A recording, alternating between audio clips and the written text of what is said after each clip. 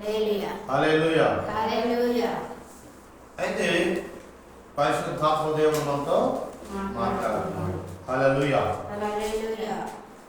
మనం మరి నిన్న మొన్న మనము ఎవరి గురించి మాట్లాడుకున్నాము?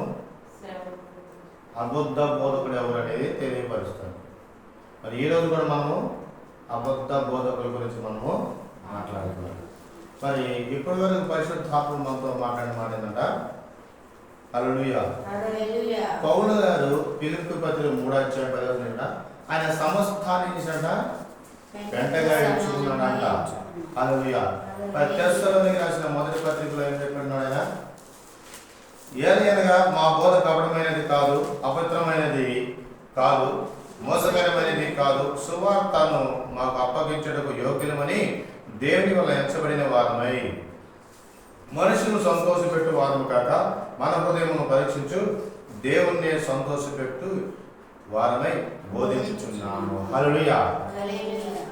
ఇప్పుడు ఈ సేవకులను ఎవరు ఏర్పరచుకున్నారు? ఈ బోధకుల్ని దేవుడు ఏర్పరచుకున్నాడు. కానీ మనుషులు ఎవరు కూడా ఏర్పరచుకోవాలి. అయ్యా నువ్వు నాకు వాక్యం చెప్పు, ఇదిగో మీరు మాకు నాయకుడిగా ఉండండి, మీరు మాకు కాపరిగా ఉండండి ఎవరు పిలవలే. ఎవరు పిలిచారు? దేవుడే పిలిచాడు.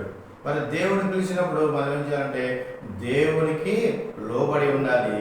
మరి దేవుడిని సంతోషపెట్టాలి కానీ మనుషుల్ని సంతోషపెట్టాలి ఉండకూడదు. మరి ఇందాక మరి 2 తిమోతి 4 చెప్తున్నారట. కొంతమంది ఏం చేస్తున్నారంట? హితబోధకు సహించగా తమకు అనుకూలమైన బోధకుని తాము ఏర్పరచుకుంటున్నారంట. ఎందుకంట ఆ ముందు వచ్చిన ఏమన్నా? గద్దించు, బుద్ధి చెప్పు, ఇంకా ఖండించు. అంటే సంఘములో ఉన్న వారికి చెప్తున్నారు, సేవకులకు చెప్తుంది. ఇక్కడ సంఘంలో ఉన్న వారికి చెప్తున్నారు. ఇది కూడా తెలుసుకోవాలి. కొంతమంది సేవకులు ఏం చేస్తున్నారా? పౌరుల సేవకు తీర్పిస్తున్నారు. ఇదిగో అక్కడ తిమోతి పత్రికలో రాసింది గద్దించు, బుద్ధి చెప్పు, ఖండించనుంది. అందుకే మీరు సేవకులు ఖండిస్తున్నా ఉన్నారు. వరి బాబు నువ్వు ఎప్పుడైతే సేవకుని ఖండిస్తున్నావో పౌలు చెప్పాడు, పౌరుల సేవని తీర్పు తీర్చడానికి నువ్వు ఎవరివి అన్నాడు. హల్లెలూయా. అక్కడ చెప్పింది, ఈ వాక్యం చెప్పింది సేవకులు తీర్పు తెచ్చుకుని కాదు, సేవకులను గద్దించుకుని కాదు, సేవకుడికి చెప్తున్నాడు. ఎవరికంటే పౌలు తిమోతికి చెప్తున్నాడు. వారికి గద్దించు ఎట్లా కూడా సంపూర్ణమైన దీర్ఘ శాంతము కలిగే వారికి వాక్యం ప్రకటించు, గద్దించుచు, ఖండించుచు, బుద్ధి చెబుతూ వాక్యాన్ని ప్రకటించమన్నాడు. అక్కడ సేవకులకు కాదు వాక్యాన్ని ప్రకటించింది, సంఘానికి వాక్యం ప్రకటించమని చెప్తుంది. సేవకులు కొంతమంది చేస్తున్నారా? సేవకులకి ప్రకటించమన్నాడని చెప్తున్నాడు. ఇక్కడ ఈ యూట్యూబ్లో చేసి కెమెరా ముందు ఏం చెప్తాడ? వేరే సేవకులు చెప్పండి. వేరే సేవకులు కాదు ఆయన చెప్పండి, నీ సంఘాన్ని నువ్వు చెప్పు. అక్కడ చాలా మంది ఉంటారు ఫోన్లో చాటింగ్ చేసుకుంటూ వాక్యం అంటుంటారు, పాటలు పాడుకున్నప్పుడు మాట్లాడుకుంటుంటారు, వాక్యాన్ని శ్రద్ధగా వినరు. ప్రతి ఒక్కరు నాకు ఆ బాధ ఉంది, ఈ బాధ ఉంది. ఆ బాధలు ఎందుకు వస్తున్నాయి, దేనికి వస్తున్నాయి వారికి అర్థమయ్యేలా చెప్పండి. వారికి తగ్గకపోతే తగ్గేలాగా ఎలా తగ్గాలి, ఏంటి వారి సమస్య ఏంటి, వారు మారు మనసులాగా జీవిస్తున్నారా? నిన్న ఒక పాస్టర్ గారు చెప్పినట, ఈ సంఘం అంట ఆ సేవకుడు ఏమనంట, ఇద్దరు భార్యలు వచ్చినా ఏమనంట, ఇద్దరు లవర్లు వచ్చినా ఏమనంట, ఏమనంట వాళ్ళకి బుద్ధి చెప్పడంటే గద్దించడం. అది వాక్యము. అలాగే తాగుబోతులు వచ్చి చిల్లర చేస్తుంటే, అంటే దేవుడు అంటే తాగుబోతులు వస్తే వాళ్ళు తనములా వాడికి అర్థమయ్యేలాగా మనం వాక్యం చెప్పాలి, వాడికి గద్దించినట్లుగా వాక్యం చెప్పాలి, బుద్ధి చెప్పాలి. ఎలాగట? సంపూర్ణమైన దీర్ఘ శాంతం కలిగి అతన్ని మారు మనసు కలిగేలాగా మనం వాక్యం ప్రకటించాలి. అతనికి ఎవరికి? ఆ తాగి వచ్చిన వాడికి, ఆ వ్యభిచారం స్త్రీ కానీ, వ్యభిచారమైన పురుషుడికి కానీ, తాగుబోతాడికి కానీ, కొట్లాడికి కానీ, గోండాకి కానీ, రౌడీకి కానీ మనం ఏం చేయాలంట? అలర్చిలుగా ఉన్న వాళ్ళందరికీ ఏంటంట? సంపూర్ణమైన దీర్ఘ శాంతము కలిగి వాక్యాన్ని ప్రకటించుతూ గద్దించుతూ, అయ్యా ప్రభు ఇలా మన కోసము రక్తం చిందించాడు, ఆయన వచ్చాడు మన కోసం ఇలా చేశాడు, తను తగ్గించుకున్నాడు, తన మహిమను విడిచిపెట్టి మన దగ్గరికి వచ్చాడు, అలా ఉంటే ఎట్లా అని చెప్పి వారికి శాంతంగా చెప్పి దాంతో గద్దించినట్లుగా అలా చేయకూడదు. ఎదురు ఇదిగో నీ బాధ్యత అలా చూడకూడదు, ఇదిగో నువ్వు వ్యవసాయం చేయకూడదు, నువ్వు దేవుని మందిరాన్ని కట్టేవాళ్ళ మరి అక్కడ దాని ముందు అన్నాడు వాక్యము చెప్పుచు ప్రయాసం అన్నది. సమయం ఉందో అసమయం ఉందో ప్రయాసపడాలంట వాక్యం చెబుతూ. అంటే నీ సేవకుడు ఎవరైనా సరే నిజమైన సేవకుడు, నువ్వు ఎప్పుడు ఫోన్ వచ్చినా ఫోన్ అటెండ్ చేసుకుని ప్రార్థన చేయాలి. ఎవరు నీ సన్నిధికి వచ్చినా, ఎవరు నీ ఇంటికి వచ్చినా ఏం చేయాలి? ప్రార్థన చేయాలి. మా అయ్యగారు నిద్రపోతున్నాడండి, మా అయ్యగారు మీటింగ్లో ఉన్నాడండి, మా అయ్యగారు టైం లేదండి. టైం ఉన్నప్పుడు చెప్పు, ఎప్పుడు చేయమంటావు? అప్పలాంటి టైం వేసి చెప్పిందని చెప్పాలి. ఎప్పుడైనా పని మా అయ్యగారు బిజీ అండి, మీ అయ్యగారు దేంతో బిజీ ఉన్నాడు? దేవుని పిల్లలు బిజీ ఉన్నాడా? కొడుకు నిలబోయే పిల్లలు బిజీగా ఉన్నాడా? ఇది చెప్పరు ఆయన. అంటే సేవకులారా, మీరు సమయం అసమయం ప్రార్థన చేయండి, సేవ చేయండి, వాక్యాన్ని చెప్పండి అని చెప్తున్నాడు. అది మానేసి తీర్పులు తెచ్చాడు, గర్దిస్తారు. బుద్ధి ఎదుటి వారికి తీర్పులు తెచ్చే పనినే ఉంటాడు. తీర్పులు తీర్చకండి, సంఘానికి కూడా తీర్పులు తీర్చకండి. వాడిని ఏం చేయాలంటే మనము సంపూర్ణ దీర్ఘశాంతంతో వాడిని గద్దించాలంట. బుద్ధి అరే బాబు అలా కాదు, ఎలా కాదు, ఎలాగైతే నాశనం అవుతావు, ఎలాగైతే సర్వనాశనం అవుతావు, ఎలాగైతే యాక్సిడెంట్ అవుతుంది, ఇగో ఎలాగైతే జీవితాలు పాడవుతాయి, ఎలాగైతే నీ పిల్లల బిడ్డలు నాశనం అవుతారు, ఇలా తాగకూడదు, అలా హింసాలు చేయకూడదు, పేకాడికి వెళ్ళకూడదు, కోడి పెద్దలకి వెళ్ళకూడదు, ముందు తిరగకూడదు, తగాదాలు వెళ్ళకూడదు, దుష్టుల సాంగత్యం చేయకూడదు, అపహాస్యులు చుట్టూ కూర్చోకూడదు. ఇవన్నీ వాక్యాలు దేవుడు ముందుగా రాశారు మనకి. ఇలా చెప్పాలి మనం. అది దాన్ని గద్దించడం, బుద్ధి చెప్పడం అన్నీ చేయాలి. ఎందుకంటే దేవుడు వచ్చింది తన ప్రేమను మనకు కనబరిచి, అదే ప్రేమను మనకు ఎవరికి? తన సేవకులకు ఇచ్చి, తన సేవకుల ద్వారా దేవుడి ప్రేమను అందరికీ పంచమన్నాడు. హల్లెలూయా. దీర్ఘశాంతము కలిగి, సంపూర్ణమైన దీర్ఘశాంతం. వాడు ఎంత తాగి వచ్చినా గోధుమ మా ఇంట్లో ఒక వీడియోలో మనం ఈ మధ్య తీసాం. ఈ కాలంలో వైఎస్ఆర్లో కథ తాగి ఇప్పుడు రోడ్డు మీద అందరం నిలుతుంటాడు, ఒక్కడే మాట్లాడుకుంటాడు దయ్యాలతో. అతను తీసుకొచ్చి కూర్చోబెడితే గోల చేస్తాడు. అయినా సరే ఇక దాన్ని కంచె పగలగొట్టాడు. అయినా సరే వల్ల, ఎందుకంటే తను తన స్థితిలో లేడు, తను ఆ పరిస్థితులు మనలాంటి పరిస్థితులు లేడు. అతని పరిస్థితి వేరే. అతను బాగుంటే ఎందుకు తాగుతాడు? అతని పరిస్థితి బాగుంటే ఎందుకు తాగుతాడు? ఎందుకు అందరి చేత ఎగతాలు చేయించుకుంటాడు, తిట్టించుకుంటాడు? అందరూ ఎందుకు ఊతారు అతను? చెడ్డవాడు అనిపించుకోవాలి అతనికి ఏం కోరిక?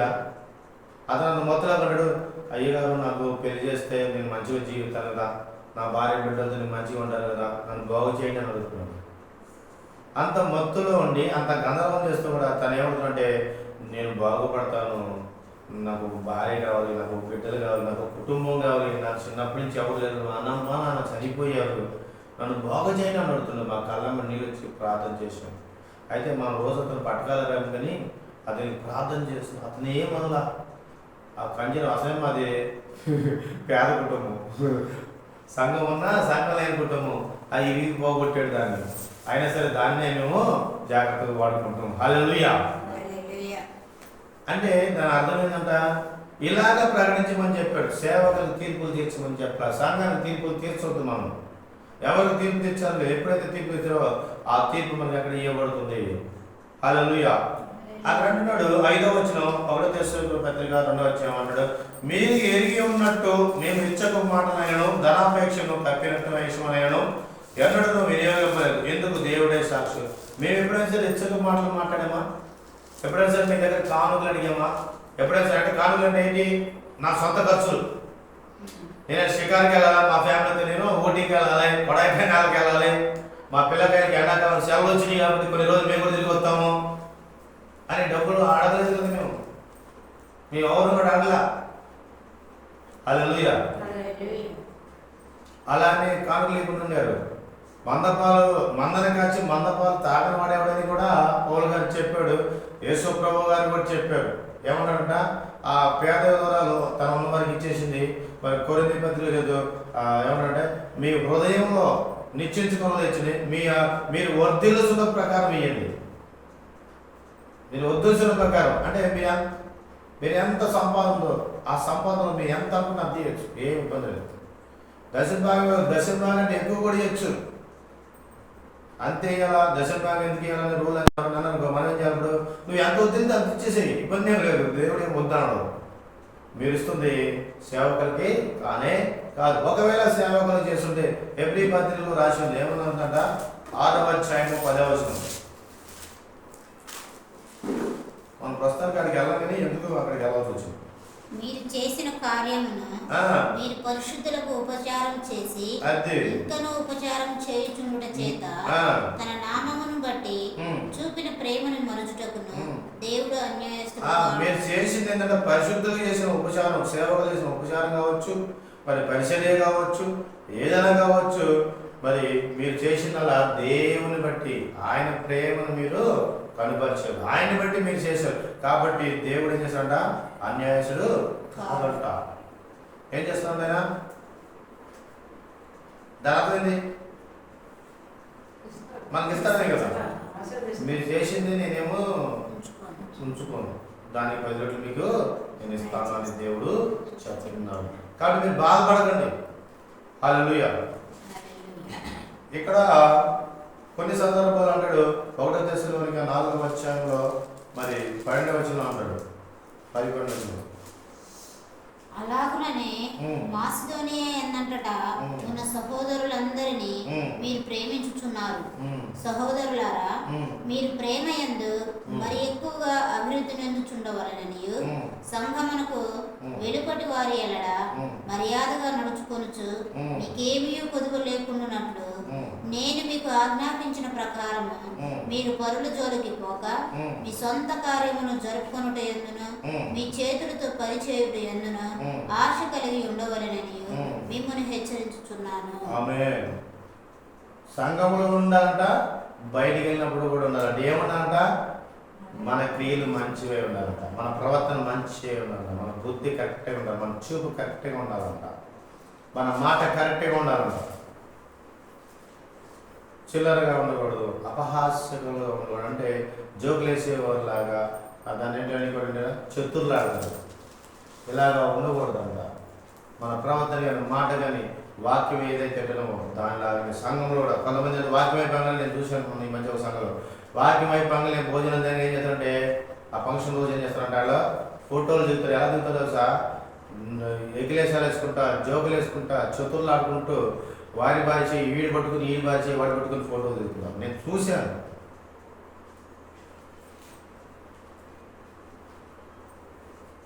అంత మళ్ళీ ఆ సేవకుడు వాక్యం బాగా బోధిస్తాడు, చాలా పర్ఫెక్ట్గా బోధిస్తాడు వాక్యం. మరి ఇక్కడ ఏమైంది? అక్కడంతా అంతా సంపాదించుకుని దాన్ని విడిచిపెట్టేంత ఉపయోగం ఉందా? నువ్వు వెళ్ళలేదు, నీ సంఘాన్ని వెళ్ళలేదు. అడిగే పర్లోకరాజు నువ్వు వెళ్ళవు, ఎందుకంటే నువ్వే నేర్పుతున్నావు. దగ్గర ఉండాలి, దేవుని ఎంకరేజ్ చేస్తున్నావు. దేవుని ఫోటో దిగు. నేను అడిగా పక్కన ఏంటి ఇలా చేస్తుంటే, నన్ను చేసుకున్నాను అడిగితే అడిగా ఏంటి చేస్తే ఇండియన్ సేవకుడు ఇప్పుడు దాకా నేను మంచిగా పొగిడేది, ఈయన ఇప్పుడు ఇట్లా చేసి నాకు పొగిడే వాక్యాన్ని చూసి బాగా చెప్పుడు పరిశుద్ధాత్మ కలిగి ఉన్నాడని చెప్పిన. అట్లా మాట్లాడాను. కాసేపటికి భోజనం, కాసేపటికి ఇంకేం లేదు, గందరగోళం కలిసి బిజీగా ఉంది. ఆయన అంటాడు, వాళ్ళు అంటారు అందరితో కాదు కానీ అతనితో క్లోజ్గా ఉన్న వాళ్ళందరికీ ఇలాగ ఫ్రీగా ఉంటాడు. క్లోజ్గా ఉన్న వాళ్ళంతా ఫ్రీగా ఉంటాడంట ఆ సేవకుడు. ఏం ఫ్రీ? ఆ నవ్వులేంటి, ఆ కేరింతలేంటి, ఆ చతుర్లు ఆడుకోవటం ఏంటి, వాడిపాల నుంచి వీడి పట్టుకు వీడిపాల నుంచి వాడి పట్టుకుని పోయి ఫోటోలు దిగటండి, లాక్కొని గుంజుకొని మరీ ఫోటోలు దిగుతున్నారు చేతులు పట్టుకొని. కొంచెమన్నా ఆలోచన. అన్నిలు కూడా చేయండి, యేసుప్రభువు మొదట్లోనే చెప్పారు. మరి మీ వరసలు మీ వాయి లేకుండా ప్రవర్తిస్తున్నారా? అసలు అన్నిలు కూడా చేయండి. అది దుర్గానుకులారా, మీ ఉపవాసాలు ఎందుకు రా, మీ ప్రార్థనలు ఎందుకు రా అని చేసేయాలి అన్నాడా లేదా? ప్రార్థన కొందరు మస్తు సార్లు చెప్పాడు ఆయన. ఇలాంటి కార్యంలో చెడ్డ కార్యం అన్యుల్లో పడిచారు. అలా చేసి నా సన్నిధికి వచ్చి యెహోవా మా దేవుడు, మంచి దేవుడు, గొప్ప దేవుడు అని చెప్తున్నారా మీరు? గొర్రెలు పశువులు మీరు బలితే నాకు వచ్చు. ఎందుకురా మీ బలి పశువులు నాకు? ఎందుకు మీ బలి నాకు అంటున్నాడు ఆయన. హల్లెలూయా. అర్థమవుతుందా? సేవకుడి గురించి చెప్తున్నాను, సంఘం గురించి చెప్తున్నాను, లోకం గురించి నేను చెప్పలేదు. హల్లెలూయా. ఆయన అంటాడు, నేను అగ్నివే వచ్చింది అంటున్నాడు. ఎవరు? యేసయ్య. నేను అగ్నివే వచ్చింది కానీ మిమ్మల్ని ఏదో పొగడేసి మీరేదో నా ఎంబడి తిరుగుతున్నారని మిమ్మల్ని పొగడి మీ మీద భుజాన్ని చేసి ఆహా ఊహని మీకోసం నేనేం చేయట్లా. నేను నా తండ్రి కన్నిమెత్త నేను వచ్చాను, దాన్ని నెరవేర్చడానికి వచ్చాను. కానీ మీరు నా ఎంబడి తిరుగుతున్నారని చెప్పేసి మీరు నా ఎంబడి ఉన్నారని ఏం చేయట్లేదు. మీకు నేనేం చేయను. ఎందుకంటే అందరూ ఆయనతో వెళ్తున్నారు, కానీ ఆ రక్తస్రావ స్త్రీ మాత్రమే అక్కడ స్వస్థపరిచిందని దేవుడు వాక్యం చెప్తున్నారు. అర్థమవుతుందా? ఆయనతో పాటు కలిసి దిగినంత మాత్రం ఆయన మెచ్చుకోడు. ఏ చెట్టు ముందు జగన్ ఇంటిచ్చాడు, పక్కన వాళ్ళకి ఎవరితో మాట్లాడాలి ఆయన. అందరూ ఏదైనా దొరుకుతుందని ఆశపడి వెళ్తున్నారు అందరూ ఆయన దగ్గరికి, కానీ ఆయన వచ్చే నిమిత్తం ఆయన చేస్తున్న అద్భుతాలు చూసి ఎవ్వరూ కూడా గ్రహించలేరు. ఆయన గురించి తెలుసుకోవాలని అనుకోవట్లేదు ఎవరు. ప్రభువా నువ్వేంటి ఇంత గొప్ప కార్యాలు చేస్తున్నావు, అసలు ఎవరు నువ్వు, ఏంటి అసలు ఏంటి విషయం ఏంటి, ఇందువరకు ఎప్పుడు మేము చూడలేదు ఇవన్నీ అని ఆశ్చర్యపోతున్నట్టు రాశారు కదా. ఏంటి ప్రభు, ఎవరు తెలుసుకోవాలి అక్కడ, అవసరమైంది వాళ్ళకి. ఈ శిష్యులు కూడా ఆయన చేయకుండా చేసి అవుతున్నారు, అద్భుతాలు నవ్వుతున్నారు, గంజలవుతున్నారు. అందుకే వాళ్ళు కూడా సంపూర్ణమైన ఇవ్వాలి ఆయన ఊరికి అధికారం ఇచ్చి పంపించేసాడు అంతే. స్వస్థపర్శన చేయాలి అనుకుంటున్నాను. ఆయన చెరిపోయి తిరిగి వచ్చినాక ఆయన సువార్త సమస్తం వెళ్ళాలి కాబట్టి, అందరూ రక్షించబడాలి కాబట్టి, అప్పుడు ఆయన వచ్చేసి చనిపోయిన 20వ రోజు వచ్చేసి మళ్ళీ ఇచ్చినంట. రెండోసారి వచ్చి వారి మీద పరిశుద్ధాత్మ అంటే అభిషేకించి వెళ్ళి వచ్చేసి తన కార్యం జరుపుకోవడానికి అక్కడ వాళ్ళని దేవుడు పట్టుకున్నాడు అంతే. మన కోసం ముందుగానే సిద్ధపరిచాడు దేవుడు, అన్ని రాసి పెట్టాడు అక్కడ. సేవకులు ఎలా ఉండాలి, సంఘం ఎలా ఉండాలని. రక్షణ పొందిన ప్రతి ఒక్కడు సేవకుడు కావచ్చు, సంఘం కావచ్చు, రక్షణ పొందిన ప్రతి ఒక్కడు ఎలా ఉండాలంటే పర్ఫెక్ట్గా ఉండాల్సింది. ఎలా ఉండాలంట? పర్ఫెక్ట్గా. ఎవ్రీబడి 12-14 కదా, అందరితో సమాధానం కలిగి